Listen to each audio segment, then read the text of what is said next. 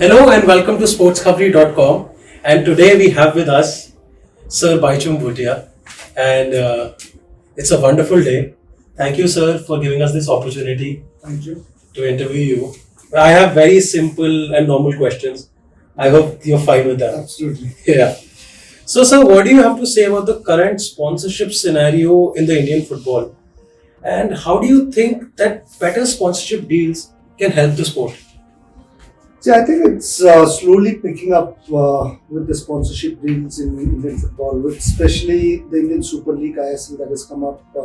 I think it's managed to get decent amount of sponsorship, and obviously FSDL, the one who owns the ISL, is owned by Reliance Group. So I think they've done a fairly good job so far. But yes, if you're comparing with, especially with cricket, I think we're nowhere near. But I think football in India is going to grow. And when it grows, I think sponsorship in India, in Indian football, I am definitely hopeful that it's going to grow as well. So basically, you're saying slowly and steadily we are getting there, and it's going to be bigger and bigger with the years I to think come. the good thing about Indian football is right now the amount of kids playing football is in huge numbers than what it was maybe 10, 20 years ago. And I think right now, honestly, I think it's one of the most watched sport in India, though maybe a lot of kids at the age of below 17, 18, 16 are watching football, mostly I think European football, but at the same time I think that interest for them to play and be a footballer I think is there, so it is a good Growing. Yeah, because a lot of our friends and everybody who we studied with, they're all following the Premier League. They have been following since school days. So it's like it's growing and growing. People are actually getting connected to the sports. So there's this very simple thing I wanted to check.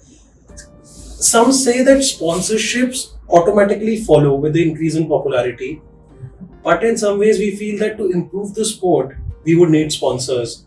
So how do you think we can break this vicious cycle that which is going on? That See, I think for any sports to bring in sponsorship, obviously you need to package it well. You need to have right kind of the format to really make sure that people watching the sports enjoy it. I think one of the biggest example is Kabaddi, the way they've formatted like the Pro Kabaddi League, Pro Kabaddi League, which has been quite interesting for viewers to watch it on television, and that's where I think in terms of viewership as well, we've been able to get quite a lot of people watching it, and then that happens. I think sponsors do take interest once your viewership goes up. So it's I think combination of both. You do require sponsors to really package the product well. But at the same time, if you also package a product well, the sponsorships are going to come. So I think it works both ways, and I think you will have to work as a team to make sure that the product is good. So as you rightly said, it has to be a big package. So when the package comes, it's going to be the way it is. Yeah. So, and I would like to ask a personal question. Yes. So can you tell us about your first brand association and how did you feel when you actually signed that deal? How old were you? How was it? How did it happen? Just a story. I think my first brand signing was Reebok, because I think Indian markets were just opening to global brands coming into it, and I think Reebok was the first sports brand, international brands that came to India. And when I heard the news, obviously Reebok is wanting to sponsor and tie with me, I was very, very excited because it's one of the biggest brand in the world, and till those days we were only trying to get soccer shoes from when you travel outside abroad. In India, you didn't really get, You didn't have studs and all in India. Foreign brands, you could not get it. So I think that was when Reebok came in. Was So how did it feel? And how old were you? I can't remember. I think I was just 18 plus. Oh, nice. 18, 19. It was during 97, I think, when I signed the deal. And obviously, as a sports person, you really get motivated and encouraged. I had a Reebok jersey with your name on my back. I think back in 2009 or 10 maybe. I think that was in East Bengal. These big ones jersey, yeah. How important do you think individual sponsorships are for young athletes or people playing football? How does it actually help your game or to get it across? Like, what do you feel that what good does individual sponsorship do at a young age? Maybe once when you get it, and some people now get it at 16, 17, 18. So how do you think how important it is at a young age? At first, it does definitely motivate you and gives you a good encouragement to really take the game forward as a young player, and that's one. Secondly, I think it also impacts just not him but the football as a whole, because a lot of kids and parents who are following the game and want to see their child becoming a footballer, they obviously need to see role models who can be a professional footballer and have a decent lifestyle. Because every parent would want to see that your son or daughter is playing sports and has a comfortable life when he grows up. So I think with sponsorship, you also get the kind of support financially as well as in terms of exposure. So that fame does come in. So it basically gives us a motivation It does. to play more, and it gives us the right kind of exposure. And also it gives the right message to the future footballers, and they can feel that you can be a good footballer and get sponsors like any other sports. You don't have to be just a cricketer to have sponsors, right? So, as the owner of Royal United Sikkim Football Club, like your club, how has your perception changed towards sponsorships and the involvement of brands per se in football? Like now, as an owner and as a player, you've seen this world as like both ways. So, how does the perception change? Or how does things change? No, it's in fact quite difficult. It's United Sikkim Football Club. Royal was one. We had 1 year, I think, association with the club. Okay, so now it's United Sikkim. And when I started the club, we had a few investors, few friends, and within a year, we actually, from a small place in Sikkim, we became one of the top 10 clubs in India. We qualified for the highest league. During those days was I-League, not ISL. So we qualified in a year's time because we had that investment. And we had a small sponsorship as well, and that's where we managed to get good players and also make a good team. But over the years, I think it's quite challenging because Sikkim is a very small state, and a lot of sponsors do look at the returns, and that became a challenging factor. So we couldn't really sustain the kind of players we had, and that's where I think the club felt a little bit weak in terms of making a strong team, and we then got relegated from I-League. So we're still running a club. I still run it. We are very having a challenging time in terms of sponsors, but overall, what we're doing is we're also promoting a lot of local players. So promoting good football, great so players. We're not looking at getting big names and spending money on them, but rather going to the local places, villages, rural areas in the northeast and Sikkim, and getting the talent out of there and giving them that opportunity. Yeah, and I see Sikkim is very beautiful. I've been there, and I love being in Sikkim. Is one of the finest places in India that we've been to, and the hospitality, the people there are all very loving and caring, I think. So despite Indian hosting the Under 17 World Cup 2017, we did not see a massive change in things. Even after that point, I think a lot of people believe that if we host this World Cup, things are going to completely change and it's going to be different. What change do you think is needed to enable more brands to get to football, to probably get to football to any other sport apart from cricket?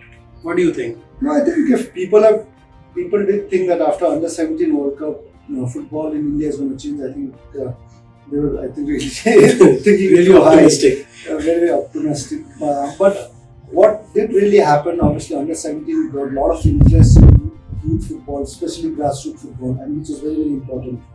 In terms of sponsorship, again, your national senior team has to do well, perform, get results, because at the end, any country, people would relate to a team with a national team that wins. So, and football is a very, very challenging and difficult sport. It's a global sport, and entire world plays this sport. If you look at even Asia as well, you've got each and every country in Asia that really takes the game seriously and compete to go into World Cup from Asia, which is almost 50-60 countries, and getting the top 3 to qualify, because only 3 or 4 teams qualify from Asia. So it becomes a very, very challenging. But I'm just hoping that I think slowly it's changing in India, because a lot of young parents now are looking into kids playing sports because Yeah, there are a lot of football academies. People are. lot of them. And during our days, we were forced to study. Now I am a father myself, so I'm making my son, instead of being inside the room, forcing him to get out and play. So Yeah, you have things, to. things Yeah, have yeah. changed so much because before it was they're forcing us to get inside and study. Now we are forcing them out to go and play. So I think that is a great change, and hopefully I think once we have that culture of being fit and sporty, then I think we will see a lot of sports in India too. Yes, and plus, I personally believe, and I think that there was a time when parents were pushing their kids to go to cricket coachings and academies, and now I've seen the same happening with football as well. Because a lot of places they come up with football fields like small grassroots level that you're saying, and they have like small tents and all where people can play indoor football, and a lot of parents are sending their kids there in academies and all. No, I think football on the whole is also quite an action-packed, interesting. And there's always, as a player or as a spectator, you're always Something's happening. every second something's happening, and it's fun to watch as well. So I think that's really caught up with a lot of youngsters to play the sport, and obviously cricket is very very famous here in India, but it's also a game where not many people, if you're really playing if you're in a fielding team, then you could actually be just standing in one position for the entire day. So I think the kids now are looking into fast pace, into challenge, and as a team thing. So that I think football gives them that kind of push. Yeah, I remember playing cricket for school, college, and I used to stand at third man. So there was nothing to do for like 20 overs because they were not even changing ends during college matches. So just standing at third man, biting nails, sitting there, and while playing football, just being the goalkeeper. And so that was good fun. And what do you feel with these betting companies rising, like Sportsbet.io, Bet365 in global football? Betting is predominantly active.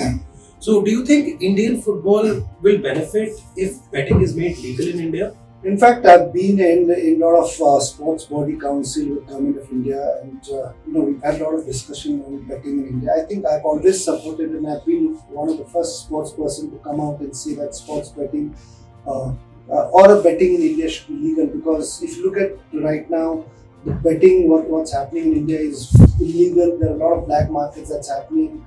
I think a lot of money that can be generated by the government is losing out, and one of the biggest example is UK. I think UK, the National Lottery, contributes huge amount of To the revenue to revenue. the sports, and after I think National Lotteries come in and started financing sports department in UK.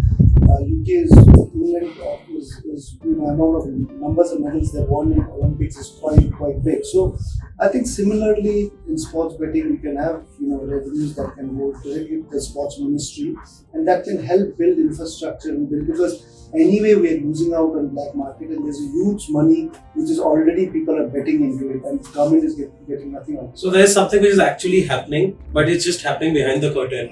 So, it's better if it happens in front, so that actually the people, if they channelize it, make it as a proper thing, then they can get revenue out of it. Absolutely. And I remember in Europe, there like around every 100-200 meters, there are shops like Sportsbet or Bet365. You can just get in, bet and mount, and they have these screens wherein you can. So they've made it very professional. Like I think with cricket now, they're doing with Dream 11 and everything. If something similar is done for football also, then it might get more interesting for people. Definitely, I think it's first of all, I think there's a huge revenue for the government, and especially if those sports betting can, the money that can government generates can be given directly to the sports ministry, where they invest in infrastructure and also youth development programs. So that can benefit a lot for sports in India, because sports, apart from cricket in India, all the other sports are struggling financially to get sponsors, to get money, to build infrastructure, to give that kind of training to the younger grassroots sports person. Those are big challenges we're facing. So I think this is where the revenue can come in and support the sports person. Yeah, and then this can be also, I would say, with the coming years, people will start getting more interested. Like when this football league started, Kabaddi league started, even they started a pro badminton league. and one more hockey league also they started. So as a viewer, we would say we've all started watching it. Sometimes you started supporting because they've also got Bollywood in it and some cricketers in No, it but you don't supporting it. require Bollywood and cricketers. If you start making it legal, you put your money, you would watch it. So Yeah. you put your money to bet for a team, you would want that team to win so that you Win. make money. And And plus you every actually watch the sport. So Yeah. that's one of the way to also a 50 over raise cricket the match. viewership Yeah. of the sport. So Yeah, I think that's the right point. A 50 over cricket match would probably last, I think, 7 hours, 8 hours. This is just a 90-minute game. And you get so much action in 90 minutes. Glad these were all the questions that we had for you today. Thank you so much for giving us this time. thank you very much. And it was great time chatting with you. And is there anything you would like to tell our viewers or something? No, I think thank you very much to Kabaddi.com. and I hope the sponsors are watching it. Do come and support all the sports in India. So we require. Thank you so much, sir. It was a pleasure meeting you, doing this with you. Thank you.